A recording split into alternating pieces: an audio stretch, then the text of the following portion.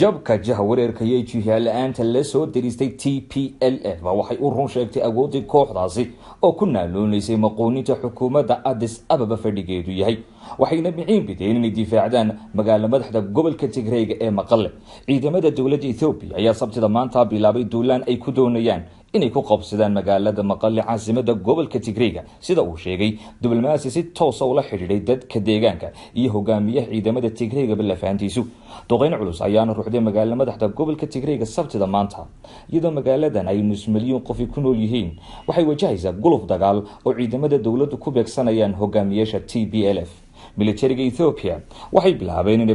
inay bartamaha magaalada Maqale ku garaacaan hubka culus iyo madaafiicda sida ay sheegtay dawladda gobolkaasi laba sarkaal oo samafalayaal kuwaas oo shaqaale ahaa u joogay magaalada ayaa iyana xaqiijiyay duqeynta Debretsion Gebremichael oo hogaamiyaha jabhadda xoreynta shacabka Tigreega ee Tigray People Liberation Front loona soo gaabiyo TPLF ayaa fariin qoraaleed ugu sheegay wakaaladda wararka Reuters in magaalada Maqale ay ku socoto duqeyn culus waxaana sheegay in militariga Ethiopia ay madaafiic u adeegsanayaan weerarka diblomaasi la socda xaaladda ayaa isna sheegay in qaraxyo laga soo wariyay xaafadda Xamitay ee waqooyiga magaalada diblomaasi labaad ayaa isna xaqiijiyay in weerarku bilowday